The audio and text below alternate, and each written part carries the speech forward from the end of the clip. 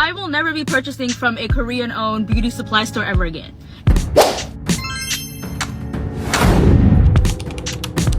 I'm glad you're watching, amazing viewer. I'll let you listen to this girl's experience. She went through a black privilege sort of an experience in a Korean beauty supply store. If you're not aware of this, then listen. These are the kind of privileges that black people receive whenever they go to such stores. Yeah, listen to this. Listen to this. Don't hesitate to interact with the video. I'll be glad to hear from you if you ever experienced such privilege. So listen. I'll never be purchasing from a Korean-owned beauty supply store ever again. It's not happening for me, and I know a lot of black girls are already saying this. Like, I just can't keep doing this for my own mental health. Like, I need to find black-owned, like, beauty supply stores, because what happened to me today in Hawthorne, like, I don't even want to say that I've never experienced anything like this, because I have in these types of stores, but to this severity, it was just, like, it literally threw me off. Like, I was shook.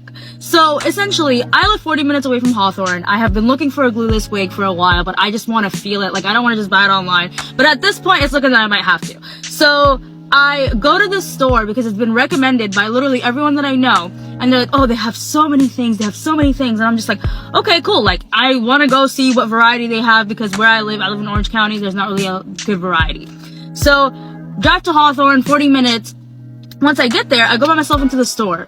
The attendant that, like, helped me out at the beginning, the person that greeted me, I think they were Latino, and he was just absolutely, like, so great, so nice. I was like, oh, do you guys have, like, glueless wigs? And he was like, oh, you know, we might have some in the back. So, like, I go to the back area, and he's like, you know, if you have any questions, somebody should be over there to help you out. I was like, cool. So I head there, but I'm noticing that there's a Korean guy following me around. At this point, there were two other black women that were in the store, but I think they had already checked out, so it was just me in the store with 3 or 4 other workers, and then this Korean dude and, like, a Korean woman. And I'm presuming that this man was the owner of the store, because he kept asking people if they had taken their breaks. So he's following me around as I'm looking around at the units, and I know exactly what I'm looking for. I know exactly what I want. I just needed to see it in person. And so I'm looking around. He's still following me for, like, a solid 10 minutes. He comes up to me and he's like, do you know what you're looking for? And I was like, yeah, I'm just looking for, like, a glueless wig. Do you guys have any? I'm not really seeing one. And he was just like, what do you mean? He's like, one that you just put on your head? And I was like, yeah, but, like, it's, you know, glueless. You don't really see the lace, da-da-da-da. And I'm trying to explain to him, and he just, like, was super short with me.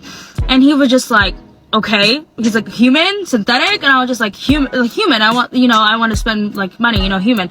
And so he just, like, ignores me. So I'm just like, whatever.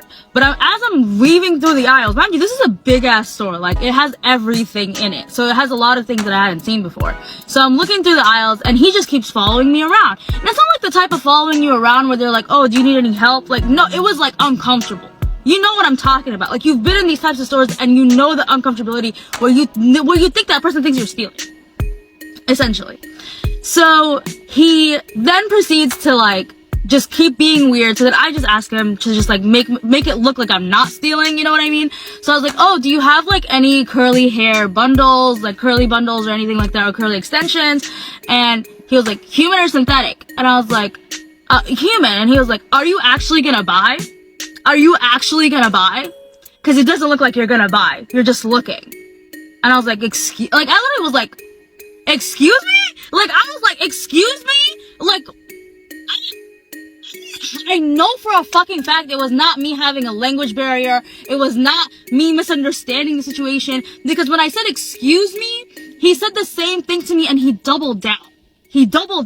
So, like, I know I'm not tripping. Like, I know I'm not being crazy. I'm looking at the situation and being, oh, girl who cried racist. Like, it's really not. Like, I was so shook by the exchange, and I was like, I'm in your store. Of course I'm trying to buy something. Like, what? Like, I didn't want to yell. I apologize for yelling. But I literally had to leave. Like, I had to leave. Because I just felt so uncomfortable. And I was just like, no way. Like, mind you, it's so funny because I have been watching documentaries on the LA riots over the past, like, 2 weeks. And for this exchange to happen, if you know anything about the LA riots, you don't know what the fuck I'm talking about. Like, it just really threw me off. Like, I was just like, really? Like, I am your demographic, fucker. Like, I am the person that is purchasing from you. And you're gonna treat me like this? Like, it baffles me that there are store owners that are like this, that take advantage of the black community and black consumers, knowing that we are major consumers in this space.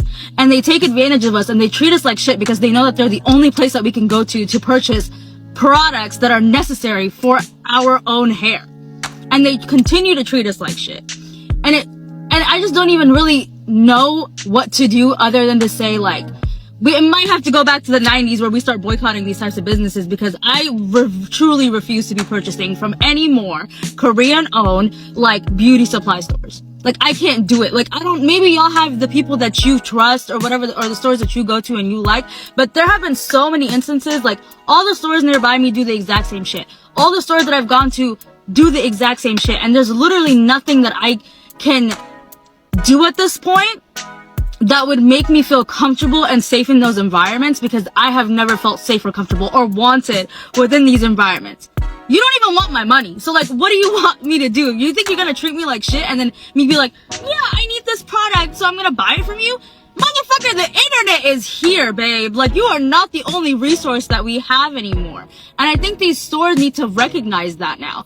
And so, that's just where I'm at. I will not, like I said, I will not be purchasing from these stores anymore. If you know of a good glueless wig, please send it my way, bitch. Like, I'm so mad. Like, I literally wanted to cry. Like, he made me feel like so fucking small, but like, fuck you. Like, you're not gonna be treating people like that. Okay, what is your favorite black privilege?